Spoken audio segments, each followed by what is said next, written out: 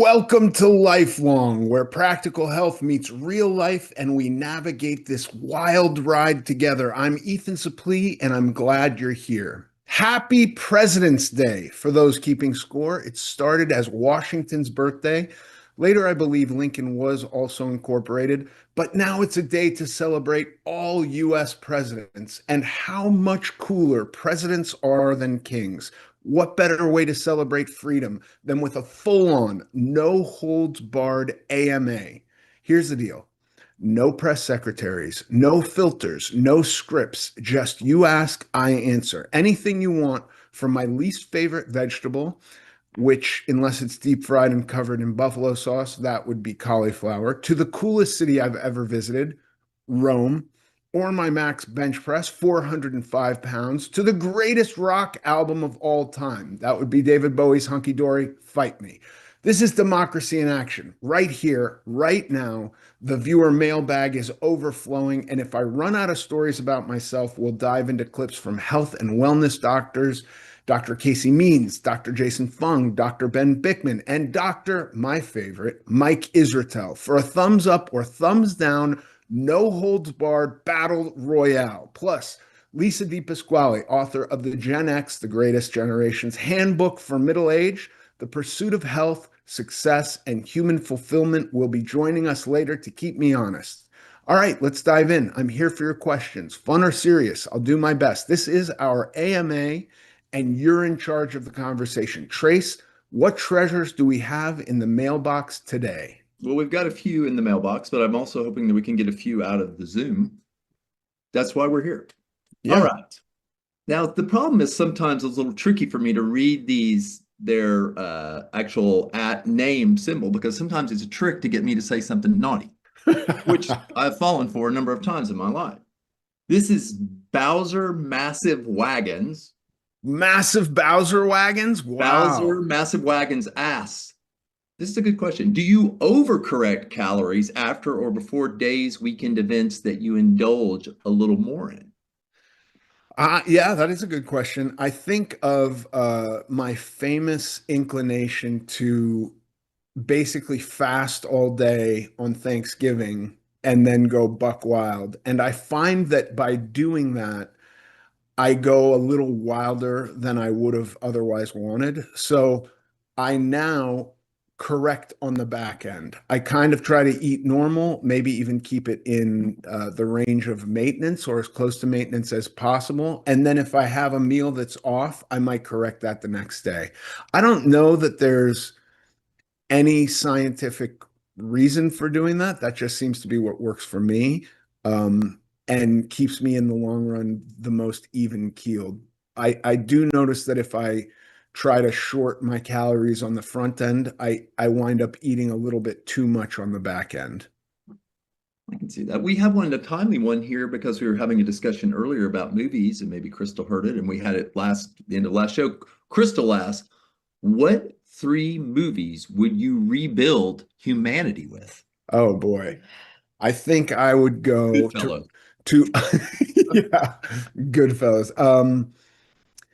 I oh man, this could be real controversial. And can I just say all 3 with no explanation? I think Like so. I don't want to get come into on. any explanation This about is it a at no all. holds barred AMA. You don't have to explain yourself. Yeah, I think I would go Lawrence of Arabia. I'm just about to get canceled for saying that, I'm sure. Really? Interstellar and One Battle After Another. Those are my 3. In Man, order. They have to be watched in order also. that's a nice triple header, though.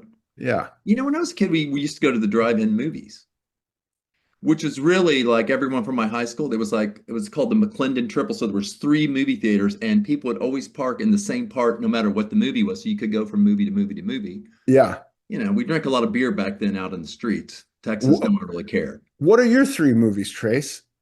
I have no idea. I've never even thought about it, really. I think, One okay, is wait, I think for this episode, I think that rather than getting a movie review out of Oliver, we need an answer to this question with a cogent explanation. Why right. that is. I just picked 3 movies out of my No, ass. I think yours were great. They flow together well. Yeah. Jason in the Zoom chat right now asks also, do you think transformation is additive or subtractive? Do you become someone new or do you uncover someone who is buried? This is kind of a philosophical question. That is a philosophical question. For me, I mean, I guess there's two different ways to look at this, right? There could be the transformation outwardly or the transformation of the inner me. I kind of chased an inner transformation with an outward transformation and was always disappointed when I came to find that like weight loss didn't solve any of the internal struggle that I was feeling, the shame, the guilt, the feeling. I always had this feeling that was unworthy of space and time. Like I would rehearse my Starbucks order so that as I arrived at the counter, I could spit it out because I didn't want to feel that I was wasting either the barista's time or the person behind me's time. And I would become both envious and enraged at people who would be like on their phone or having a conversation and would arrive at the front of the line only to go like, oh, here, it's my turn. What do I want? Let me consult the menu or think about it or make a decision. I would have mine rehearsed down to the words, and I would realize sometimes that if I just asked for a medium coffee, that they would have to correct it to a grande drip. So I would correct myself before I got there. I got to say grande drip. And then I know they're going to ask me if I want it to be Pike's Place or blonde. So I want to do away with that because I am unworthy of that person's time. I expected that feeling to go away when I lost weight. I expected to feel better about myself and to feel that I had earned my place on earth. That never happened. And so what would happen is I would lose weight and I would go, I still feel exactly the same way about myself and it doesn't feel good. Um, so I think the two things don't go hand in hand. I have had to become a different person. My life is vastly different than it was when I started looking at my diet, my health, and my weight. But all the stuff that I kind of expected to change, which didn't, I've had to address separately. I've had to learn to admire myself in the mirror before I walk away from the bathroom mirror every morning rather than walking away with like, ugh, look at this pile of garbage. I have to stop myself. I have to find something about myself that I can admire in the smallest way. When I catch myself um, being negative and disparaging towards myself, I have to remind myself that my wife loves me, that my children love me, that my friends love me. And I wouldn't go around saying bad things about somebody else those people admired because I care about them. And so why am I allowing myself to do that towards myself? But those things didn't go hand in hand. I had the expectation that they would be solved through weight loss, and they just weren't. So the transformation was definitely not to a discovery of who I was. It was kind of a reshaping, but it was a reshaping in two fronts. It was from the inside out and then finally from the outside. But I don't find that the outside goes to the in. Interesting. That's interesting. I remember if we have time for a tangential story. Once Yeah. in the 80s, I would travel with this guy, still one of my best friends, one of the world's craziest people. We were like on a boat sailing on the Nile, this felucca with some people, and this guy's listening to a cassette, like a cassette Walkman, right? Like we didn't have batteries, so we rewind with a pencil, put the cassette in there and rewind it or whatever.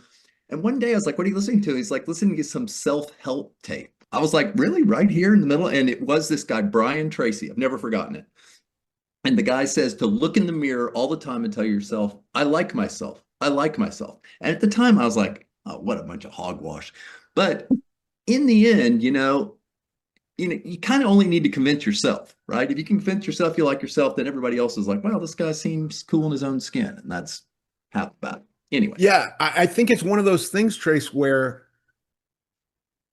I didn't believe it at first, but I found that if I believed that it was possible to get there, that by repeating those types of actions, that after a while, it became more true.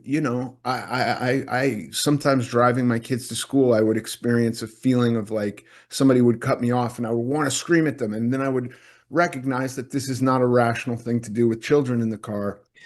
But when somebody cuts me off, I still get angry. I still feel a physiological reaction. I just have to like talk myself through it a little bit. And it's the same thing. I have this feeling of negating myself will rise up in me, and I have to recognize it and go, that's not cool. I like myself. I have to remind myself of this quite often. And that has never completely gone away.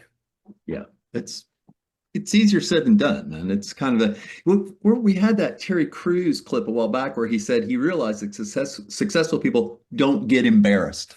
He goes, that's the one thing, they don't get fucking embarrassed. And this whole thing going to the coffee line is all about like, let me have my ducks in a row here, sometimes overthinking it Instead of just being like, you can't embarrass me. You yeah, can't shame me by pointing out that it's called a grande and not a medium or a yeah, large. That just like, should oh, that's no reflection of who I am as a person. whatever you want to call it, that's what I would have told. That's right. That's All right, right. we've got another one here from Mark Bote, I think is how you pronounce his name. It's like, what culture's dishes are your favorite for maintenance or weight loss? Like, what type of food? Mine are Japanese, Korean within limits because it can be kind of fatty, and proper Chinese. He's on the whole Asian. Wow. Yeah. I like personally using Asian spices when I cook at home. But if I'm going out, the stuff that I'll reach for first or gravitate towards is Mediterranean. I find like lots of salads in various preparations and lean meats. Um, I think with any of it, I can get carried away at the Korean barbecue. I can get carried away at sushi. I can get carried away. Chinese food is really difficult for me. I don't know how he's navigating Chinese food uh, in there because I find Chinese to be very difficult, especially in America. I suppose it's probably different in Well, China, he but does say here, proper Chinese, which I think is probably not the sugary one or whatever. It's like, right, and it's it's also not not, Kung Pao chicken. It's not Panda Express. Panda Express is a tough one for me.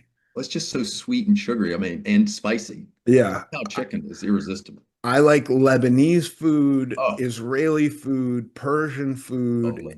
any of those types of restaurants. I find I can have a great meal and walk away feeling good physically and not feeling guilty.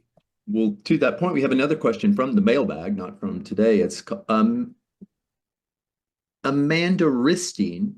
Is there a hack for hunger pains, or do we just suffer through it? Yeah, hunger is an interesting one. So, hunger, I found, can be caused by different means. There can be the hunger that your body is experiencing due to a lack of energy that you're putting in. Like imagine that your car runs out of gas and somehow has to communicate to you, we need more gas. So that would be just like you haven't eaten enough, you need to eat. But just as reliable way to get the body to um, produce the exact same hormones that cause that hunger is marketing. McDonald's spends an awful lot trying to figure out that gold and red can produce hunger, and that by having a duct system that blows the scent of French fries out into the world, that can also produce hunger. Um, and walking into a gas station and being presented with a plethora of sugar and fat can produce hunger, even though your body doesn't need it.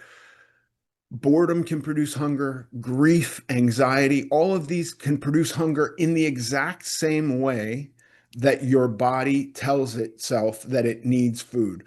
I think parsing those out and understanding which is which can help because if I feel suddenly hunger, but I've eaten more than enough through the day and I can narrow down why I'm feeling hungry, I'm hungry because I'm anxious or I'm hungry because I'm bored.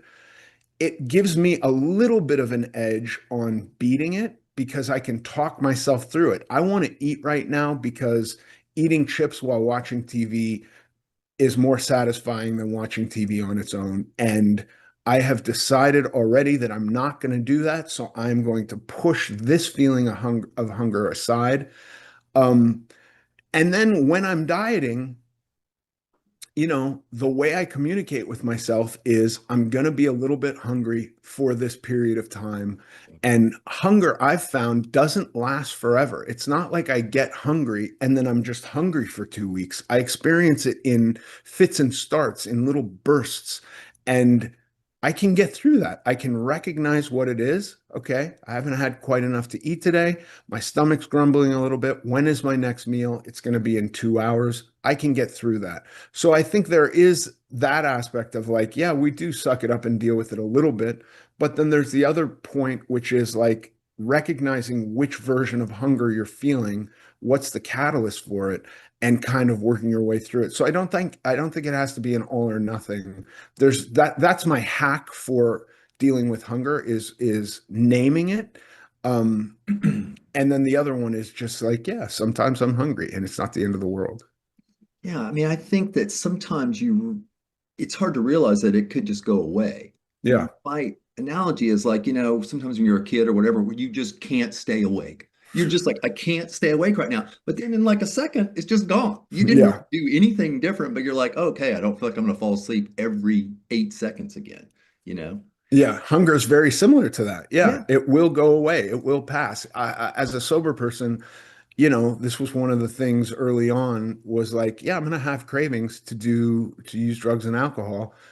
It's not a permanent state. I don't fall into a craving and then never get out of it. It will pass. Maybe I have to go for a walk. Maybe I have to do something active to help it end quicker, but there are ways to get out of it. I was thinking a food one that's pretty good I never heard someone talk about would be just get up and brush your teeth with the most powerful toothpaste you could find.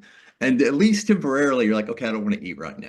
Right, my mouth is clean. That's a good one. I like that. Or chew a piece of gum or something. I know. Do you ever just chew gum sometimes? I mean, I saw when that book Breath came out or Breathe, what it was, everyone's chewing that Turkish gum. Ah, And you can just smart. chew it for like 10 or 12 hours, no problem. It doesn't have any Right. flavor though. Okay, so we have a couple of these are all really similar to this bit. What's the best food to include in almost every meal? That's from Karush Mahimi.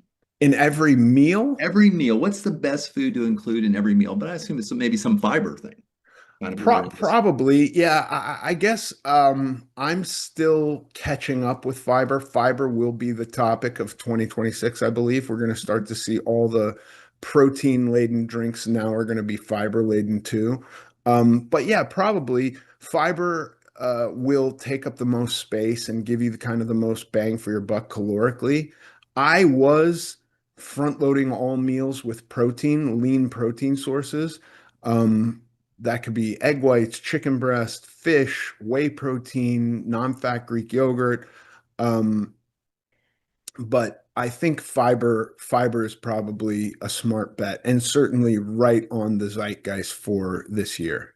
And I'll tell you something interesting that I just saw in the comments. Lisa De Pasquale says fiber is so hot right now. Speaking of hot, let's bring her in. Hi, Lisa. Hello. Lisa, thank you for joining us. Hey there. Yeah, that's it. That's from Zoolander, as you might remember. Fiber Fibers. is so hot right now. Yeah, That's a movie similar. quote. Yeah. To paraphrase. Maybe that's what I would start, rebuild society with Zoolander. Rebuild a society. Could you imagine? Especially the thing that pops into my mind first is their like fight at the gas station. Yeah. Right? That's a good way to do it. What do you do about fiber? What do you load every meal with? Well, I was gonna say in the chat, water, but yeah, I'm trying to think like like it's going to be I think it would be boring to always say, even if we're good for you, rice or something like that. But, for me and kind of my goals and what I need, I would say protein, some kind of protein. Yeah. I find protein to be like I think it's the battle is like what is good for long-term health versus what's going to get me through the day. And Hmm. protein is what I've found helps get me through the day the best. Yeah. I do try to eat fiber with every meal, and I have been trying to increase my fiber, even with stuff like my whey shakes before I work out. I'm now putting flax seeds in them just to get a little bolus of fiber. I'm on the fiber bandwagon, but uh, I don't notice that that helps me in my day to day as much as I'm determined to get it for long-term health. Yeah, I mean, I guess it probably depends. Like if at mealtime or in your, health journey and diet, if you find being full your biggest um problem, then I don't know if fiber is going to really give you that satisfaction.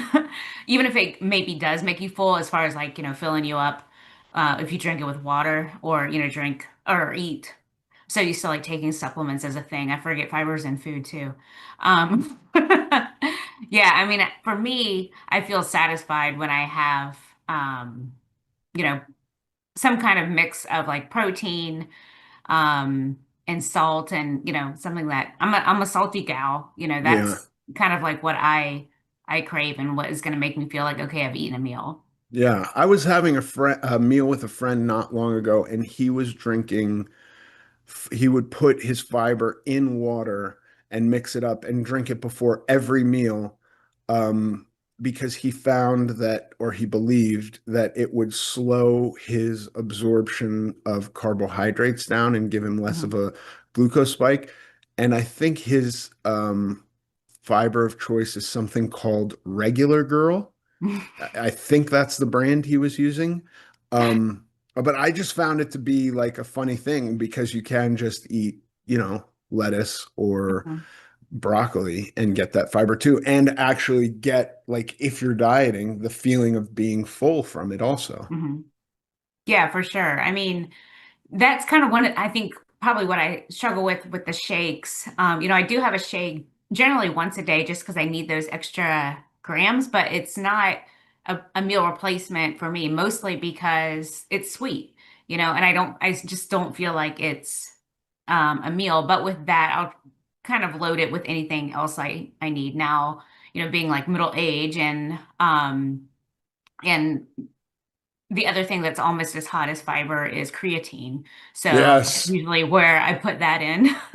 Until By they the figure out how way, to put creatine and Pop-Tarts and all that kind of stuff, then I'll just, do the powder in something else I'm already eating yeah, or I drinking. fully expect to see a Pop-Tart that is protein, fiber, and creatine rich. Yeah. And in the last year, they've really gone hard on the marketing of creatine for women, hmm which is Yeah. amazing because it's really not a supplement that anyone can corner the market on. hmm It's Yeah, I mean, really I don't know if it's inexpensive. in any food. And what's great about it, because I have seen some results in as far as, I haven't drastically changed my workout, but I have been more consistent with creatine and with protein. So, if I were like being studied, it would probably be a toss up. But without restricting calories and just kind of adding or purposely restricting calories. I'm sure there might be a little bit because I'm focusing on protein and adding creatine. I've been able to lose 9 pounds of fat and gain 7 pounds. No, lose 7 pounds of fat and gain 9 pounds of muscle. Uh, Wow. over the last 6 months. So I kind of didn't think that was going to be possible, being, nearly 50 and what I thought was kind of the end of, weight loss. Um, there's still more work to do. And, No, but for that's a me, pretty radical body recomposition, Lisa. yeah, I don't know. It's hard. I mean, I'll take your word. And, I actually I told you I was coming back from a Dexa scan, today. And, today's result, it's only been 3 months since the last one, weren't radical at all. Actually, I mean, it kind of showed that I gained 3 pounds of fat, but maintained all my muscle. But, to be quite honest, I have not been trying other than, doing my workouts when I'm home. With travel in there, I don't go to a hotel gym. I'm not like as good as you are on things like that. Um, I'll take the excuse like, oh, I can't work out today because I'm not at home. Um, I'll take the excuse as much as I can. But I think what's really gratifying is, okay, I've kind of done something harder than this before, and I'll be able to get past this 3 pounds and go back to, putting on muscle. Yeah, okay. And if we take the broader view of 6 months and a 9 pound increase of, so if we take the 6 months and say you've gained 2 pounds, but in that 2 pounds, you lost 7 of fat and Hmm. 9 in of the total increase is muscle. That's a Hmm. huge statistic. That's massive. Yeah. And also, I think what's nice to know, and why I think a DEXA scan or some other measurement other than the scale is good, is that ends up being like a 2 pound gain, right? And you never really know what this general number on a scale means. And I was actually kind of surprised. There are lots of various scans. I think Dexa is a brand name, but there are other ways to do it, even if it's just, the cheapest way is buy, a pair of pants that has no stretch and compare yourself to that. But just that extra $65 for me, like quarterly, it helps me to keep going, even if that just means maintaining and not, sliding back, because there's never going to be for me, even between bariatric surgery and working out, um, there's never going to be an endpoint. Like I'm not going to be able to say, compare myself to my husband who can, maybe eat cookies and things, here and there and not have to, take a couple weeks off working out and not have to, worry about changes on the scale. Yeah. Yeah. If I might That barge in just jerk. for a moment, let's give Lisa a proper introduction and talk about her book, Yes. talk about those things, but also I'll drop a little something on you guys. A while back, I got obsessed a couple years ago of making Jello with beef gelatin and tart cherry juice and creatine. I put creatine in it. I have everything that I'd have these big Jello things. Okay. Lisa, I think the mental aspect of what you've just gone through is huge, right? Two, we got to talk about your book, but Trace, that sounds terrible. No, it was the tart cherry juice would make it tastes just like drinking cherry juice, really, because the creatine doesn't really have any flavor and gelatin Mhm. doesn't have any flavor. But So So when you is say it meat gelatin, it didn't have a meat flavor. It's just like yeah, a cleaned is it's it gelatin. gelatin, but it doesn't taste like is it anything. just sour? No, tart cherry juice has a lot of sugar in it. Oh, okay, okay. I don't know. I was thinking like it tasted like actual cranberry juice, But not ocean spray. no, it's not like cranberry juice, but you see the tart cherry is like everywhere now. Guys are taking it for inflammation. Remember when people were drinking pickle juice by the gallon on the side of Yes, football I had a fields? kid Now who did everyone's that. drinking tart cherry juice. And the problem with it is like a lot of things that taste too good. I could just drink the whole quart, no problem. I get it. But that's Okay, why putting okay, it it's in Jello, sweet. it's a little harder. When you said tart cherry juice, I pictured something that was just bitter. And then Oh but yeah. okay, when are you going to share these? I want some tart cherry I'll creatine make Jelly some, make it poppers. shots. fast. Yeah. By the way, this could be marketed. If you can find a way to get fiber in there, Trace, you're going to make $1 billion. Mhm. Yeah, I don't know. Maybe.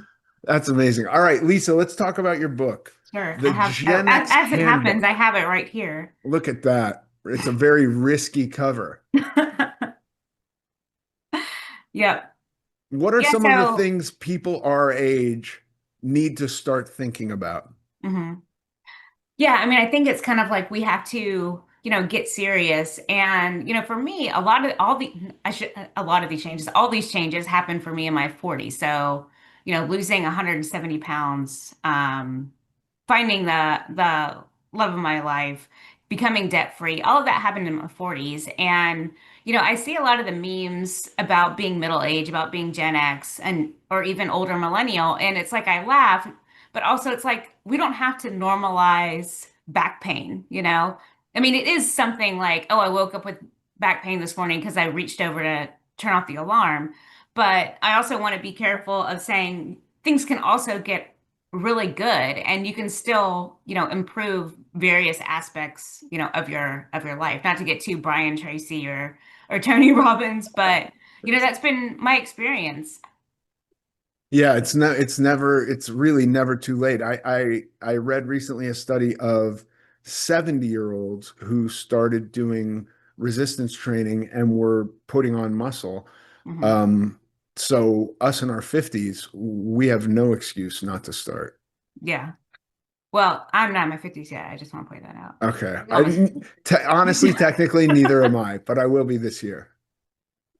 yeah, I mean, I think it's always fun. I mean, we're both Gen Xers, so there's like a lot of pride in that, and so I'm jumping on that bandwagon to sell books, but also so much of the Gen X experience is tied to pop culture and I am not qualified, I think, to write like a self-help book. It would be like, here's how I did everything wrong first, and then, here's how I am doing it now, or trying to, because I'm still nowhere, close to perfect, and no one ever will be perfect.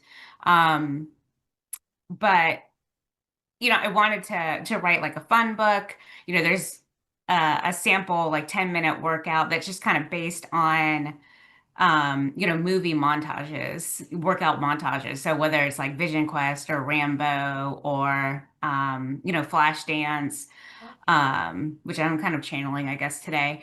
Uh, it's like, how can I do the things that I need to do, but make it fun. So I think like Trey's talking about making Jello shots with creatine, is definitely, and probably I would guess with the gelatin, like some collagen in there, so you're getting like bonus um bonus stuff. And I mean, if he hasn't copyrighted it or patented it, I think I'm gonna throw some fiber in there and be super rich if this book doesn't work out. Yeah, Trace, I mean, literally the only thing you're missing, you've got the bones, you've got the tart cherry, which is right on the zeitgeist, you've got the creatine. Get some fiber in there. You If get a you little can bit of partner with protein. You some get a like little a bit of protein GLP-1 from the compound, gelatin you'll too. be set. I don't know how to Yeah. work fiber into it though. I'm not so sure. Then it might become something different. I wanted to be like a gummy bears. In fact, I would just experiment with putting almost so much gelatin in them that they would really be super chewy. That way I wouldn't eat the whole thing. If it's too jello-y, you could just, it's Right. like a Jello shot. I was trying to make them kind of rubbery hard a little bit, but they Mhm. can kind of peel your gums back on your teeth. I bet if you got fiber in there, it might thicken it up too.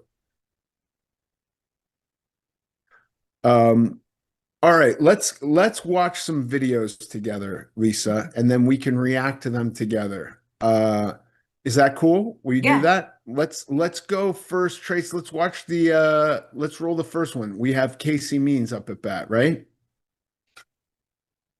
If walking were a pill, it would be the most impactful pill we've ever had in all of modern medicine. There was a paper in JAMA, 6,300 participants followed for 10 to 11 years.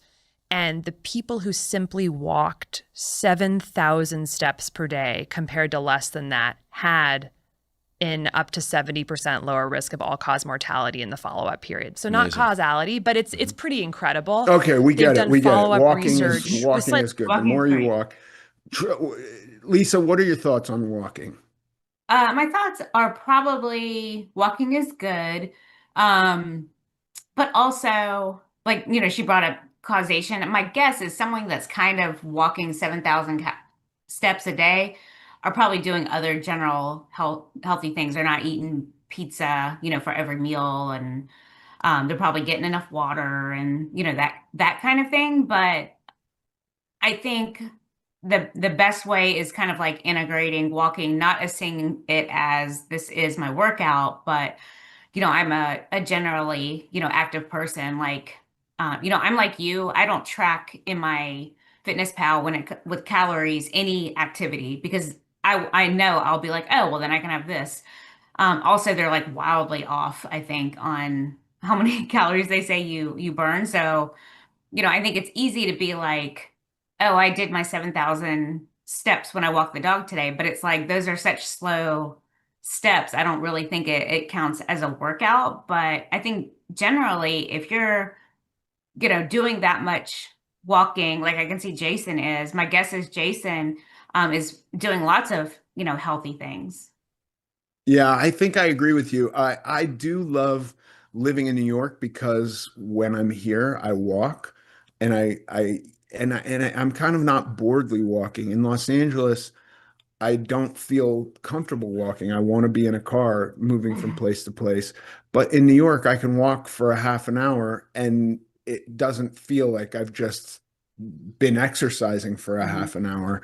Um, but I think I'm with you with the causation versus correlation, because they did this big study. There was a big thing last year where people were talking about grip strength, and so you had all these wellness people who were going in and just trying to get stronger grips, but that was Mhm. not doing anything for their health. People who have a naturally stronger grip strength just are more active people. They're Mhm. using their hands more and exercising more, which leads to a healthier thing. So if all you did was change nothing, but made sure to get 7,000 steps a day, I don't know if that's gonna radically change your health outcome. However, it's not a bad idea to walk. Mhm. But so I'm with you. I like Yeah. walking. I think uh even getting those steps, just walking your dog is better than not getting them. Hmm. Yeah. So that I think 7,000 is probably like a good baseline. And, even if you're like, if you probably went into it, I'm not going to change my diet at all. I'm just going to walk 7,000 calories. I think there's probably a mental thing that goes through that makes you question, oh, do I want to have, this, soda or cupcake or something? Yeah, totally agree. All right, who's our next at bat, Trace? Dr. Ben Bikman?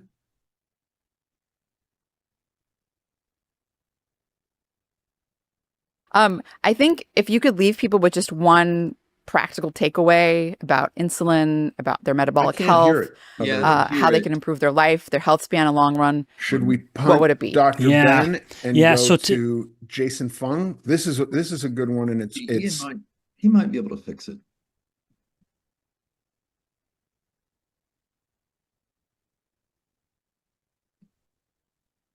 I think if you could leave people with just one practical takeaway about insulin, about their metabolic health, how they can improve their life, their health span in the long run, what would it be? yeah. So I would say the simplest strategy would just be change breakfast tomorrow. Overnight, fasting is incredibly therapeutic. Insulin will come down during a fasted state, and that sort of resensitizes the body to insulin. So in the morning, you've finally been fasting overnight, insulin has come down. The last thing you want to do is spike your insulin with a starchy, sugary breakfast. And of course, tragically, breakfast is almost just a dessert nowadays all over the world, where it is just like pure dessert. It's pure sugar and starch. I would say change breakfast tomorrow. Either fast through breakfast, like a drink. I like to drink a cup of yerba mate. Fast, drink some coffee or tea, and which is not going to break your fasted state. Even if you put a little butter, I don't consider that as breaking a fasted state, because I define fast as the endocrinology, the nutrients, rather than the calories. But that's a topic for another time. But or don't consume anything. But if you do, then if you do want to eat, then let it be the low glycemic load vegetables. Is this something you think about at all, Lisa? Fasting? Or insulin spikes? Oh, yeah. I Well, guess I don't want to eat dessert for breakfast, but mhm. I think I probably have some trouble with dessert any time of the day. I don't always feel super happy with myself when I eat dessert at any time of the day. I definitely want to get protein, but I don't mind having carbs in the morning. So this insulin aspect, I never had type 2 diabetes or was never pre-diabetic. So this was never really a part of my figure on weight loss. Has it entered into your consciousness at all? Not necessarily the insulin spikes, but I mean, I guess the thing that kind of hit me as negative is anytime the question is, what is the one thing? Because then it's like you feel like a failure if you can't do that one thing. And then also, I think her name is Dr. Sims. I'm not sure if you've had her on the show. She'd be a great guest, probably. But almost all of these studies about insulin spikes are done on men, and they're finding like in midlife, women actually need something when they wake up, and butter coffee isn't it. It's some kind of protein, and it's kind of like, well, what's the one thing that helps you stay on track the rest of the day? And for some people, that might be fasting because they gravitate toward something like dessert for breakfast. I don't gravitate toward that. I mean, I'd rather have turkey sausage or cottage cheese, and that would help me stay on track the rest of the day. So it's kind of like, what's the one thing that's going to make you um you know keep healthy habits? And I think you might be right. For some people, if you gravitate toward dessert for breakfast, it's probably best you just skip breakfast. Yeah, I agree. I think any of these things, if they're framed as everybody should do the same thing, it is irritating to my ear to hear. Hmm. Like I just go like, okay, I haven't been I was never allowed dessert for breakfast. As a little Hmm. kid, I wasn't allowed sugar cereal or anything like that. We ate eggs most of the time. It didn't, so the idea of getting rid of Pop-Tarts for breakfast is like, oh, I never ate Pop-Tarts for breakfast. Hmm. So this isn't and I'm not totally convinced that 99% of America eats Pop-Tarts for breakfast either. Hmm. Now, maybe there is some huge portion of the public that is eating a lot of sugar for breakfast and they shouldn't be, but I don't know that giving out this kind of advice as an absolute, I don't know if it's useful, because I'm with you. Butter coffee was not right for me either. And I suspect there's lots of people that wouldn't work for. Yeah. I mean, I wonder, not to bring it back to my book, but, I talk about the food pyramid and like kind of the boomer food pyramid. And that's, this belief that, the healthiest things that you could eat as a boomer, maybe that he's giving advice to boomers, was the Right. belief that or a blueberry muffin or, oatmeal. And I would say, yeah, maybe you should fast, but, you know, they were kind of given these are, healthy options, whereas younger generations, Gen X, I mean, it's and millennials, I guess for millennials, it's, the avocado toast, like the healthy fat, and maybe, a whole grain bread, something that's better than or fancier than, the mass market ultra processed bread.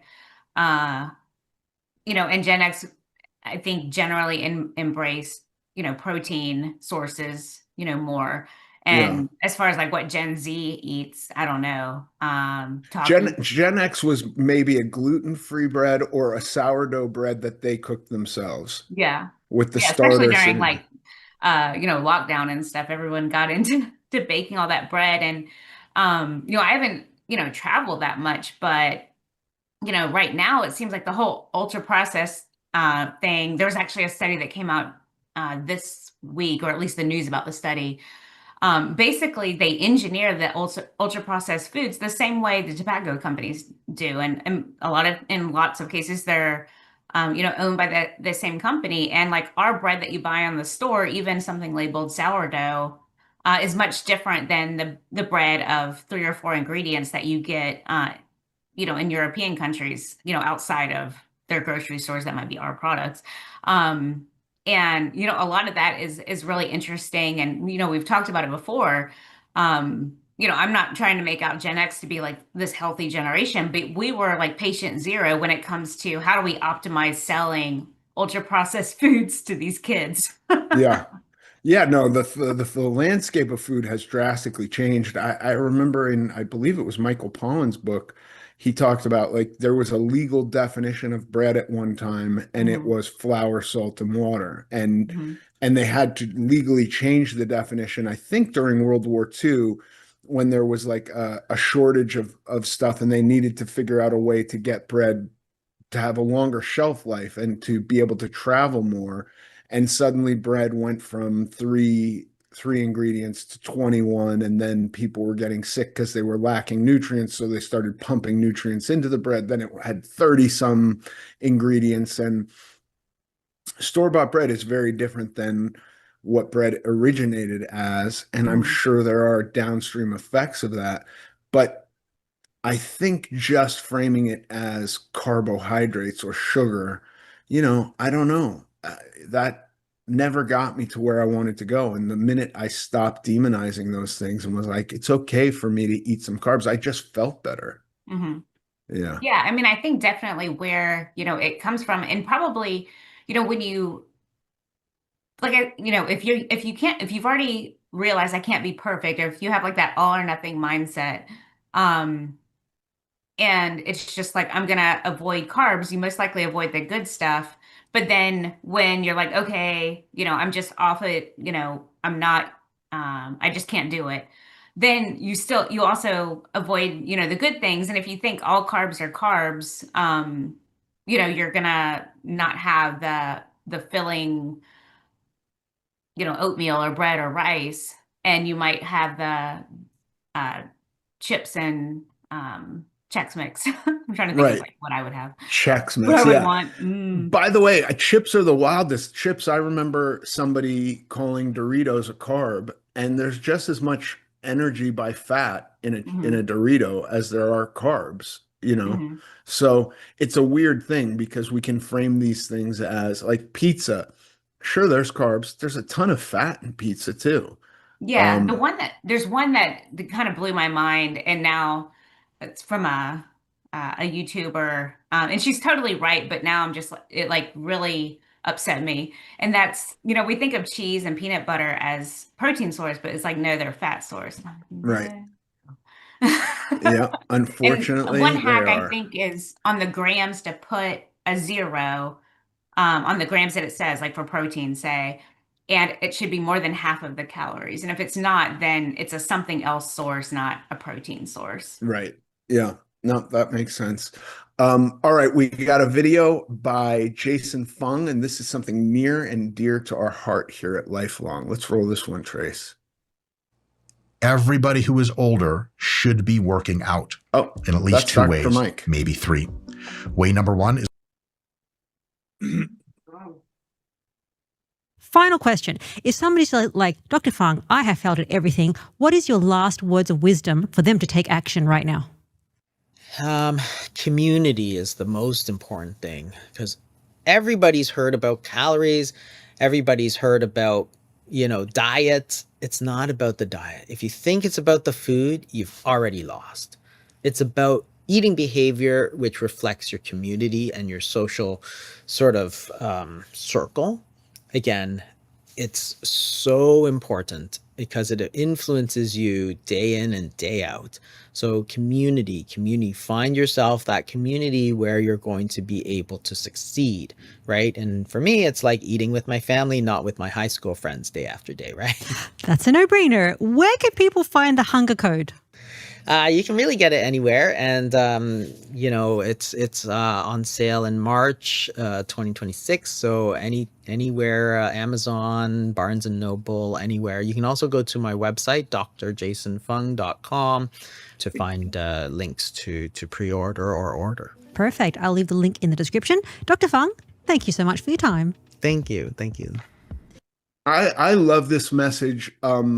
And I have some like biases to back it up, but like I just think about my own life when I was trying to do everything by myself, dieting and even getting off drugs and anything of that nature. Alone with myself, I struggled. But when I recruited other people and I was accountable to other people and I changed the environment of the people I was spending time with and doing these things with, it became a lot easier. When I recruited my wife to not to police me, but to be somebody I was accountable to, it became a lot easier for me to stay in a groove. Does any of that resonate with you? Yeah, definitely. And I think also, I like that he mentioned his community as like maybe family versus friends. Because my first thought is like as an introvert, what do you mean by community? And so that community might just be the people in my house. But for other people, it might be like this forum where, you get to take a break from, the stress of work or daily life. And it's like, oh yeah, 15 of us, 16 of us, we're not alone. There are plenty of people out there, that experience the same things, we do. We're not weird just because we have, food anxiety. Exactly. Exactly. Yeah, I love that message. And I think anytime you can talk to like-minded people or spend time with them, I think it's super beneficial. All right, we got Yeah, I one mean, more. Jason's got Sorry. me, all these people on their walking treadmills are making me think, what a slug. I'm just sitting here.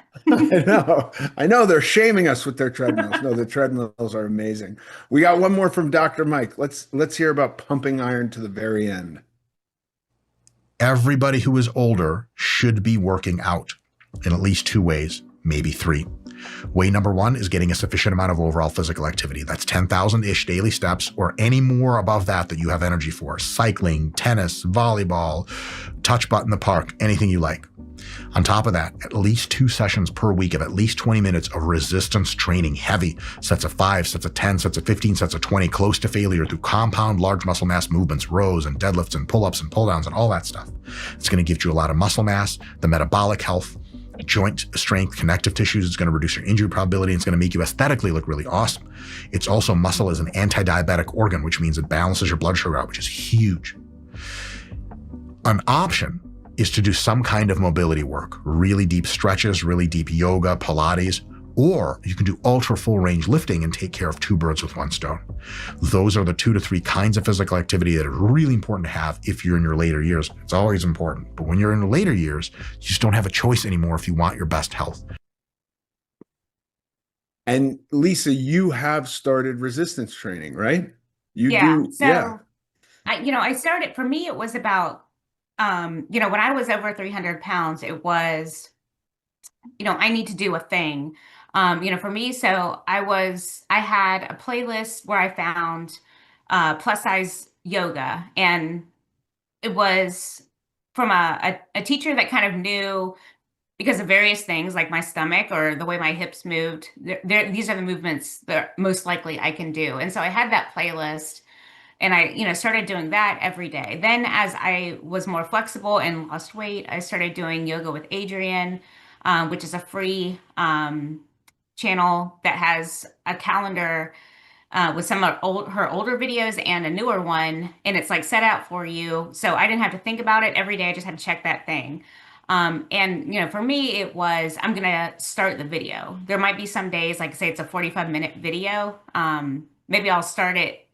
I'll try to, get through it. But if something comes, I don't feel obligated to do this pose.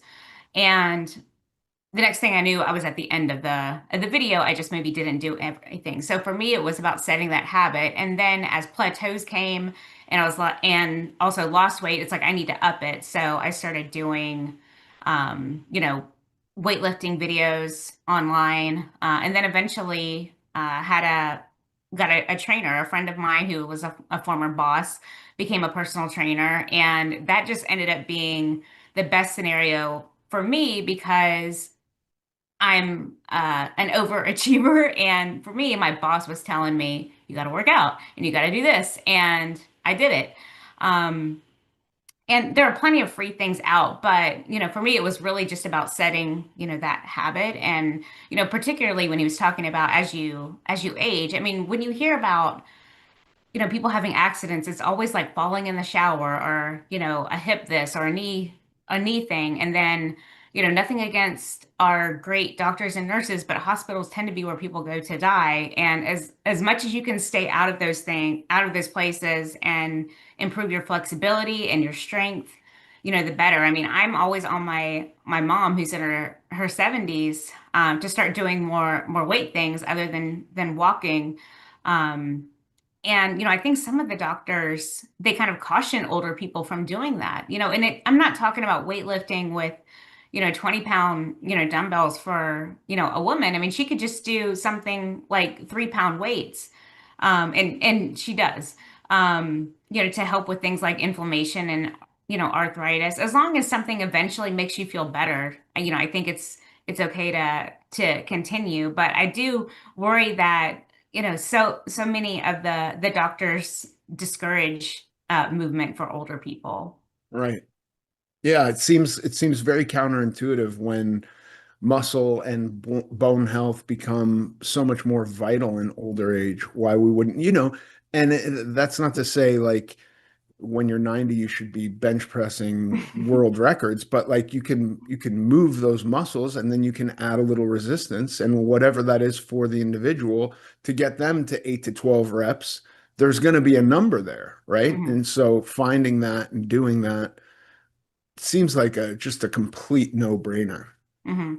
Yeah. Yeah, and certainly finding, something that you enjoy doing and making it a habit. I mean, there's a ton of books about habits, and habit stacking and that sort of thing, and people that have just had great success with starting with I'm going to do this thing every day, whether it's put on my gym clothes and then nothing else.